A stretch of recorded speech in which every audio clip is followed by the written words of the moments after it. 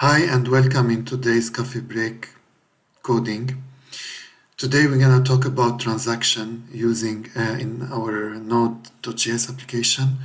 We're going to use express.js and mongoose. Of course, the database is mongodb. The reason to use transaction is to have data integrity in the database. So for example, if we should do many inserts in the database and those data are related to each other, if we didn't use a transaction, then if we didn't use a transaction and we had an insert in the middle, then there is no rollback to the data. And hence we had an insert in some part and we didn't have an insert in other part. And this is not, this is breaking the rule of data integrity of the database, of the data in general.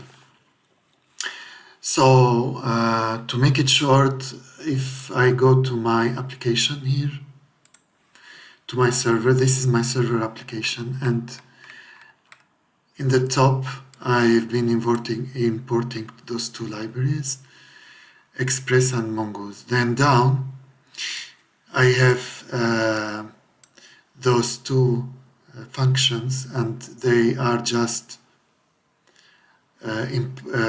taking data from the body, from the request body, and inserting them in a new model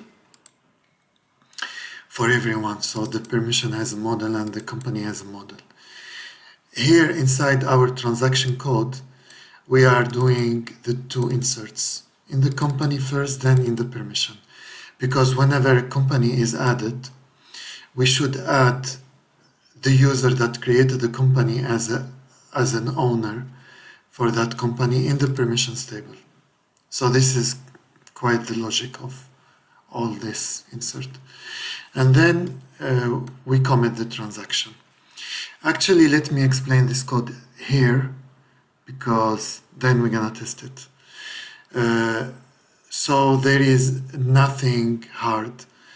First of all, we start a session using Mongoose, and then from the session we start transaction, and then we define current transaction from the session itself, and we link those two saves to our current session.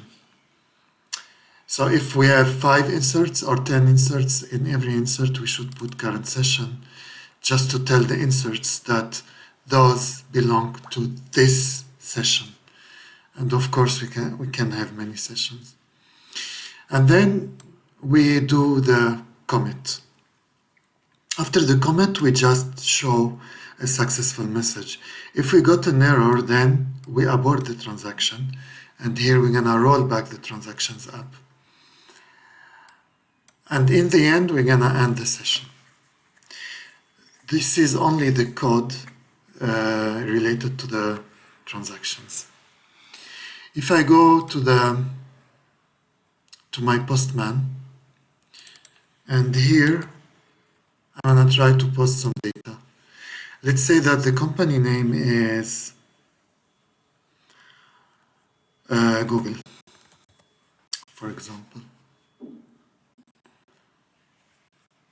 And the region is USA. I should start because there was an error before.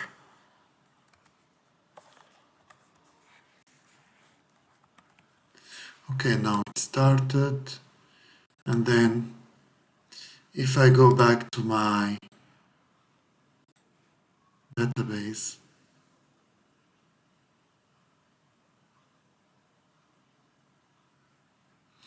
here is our new insert.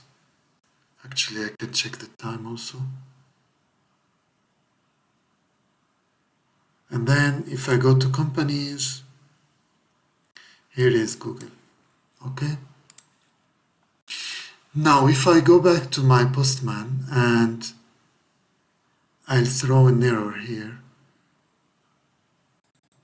For example, this is Boolean and I put string. And then I put Google 2. send. Here we got an error. And if I go back and refresh the companies first, there is no Google too. If I go to permission, there is no permission created. And this is because we have a transaction in the code. So it's either you execute them together or nothing. If I remove the transaction, the code will insert the company but wouldn't insert the permission. Happy coding and thanks for watching.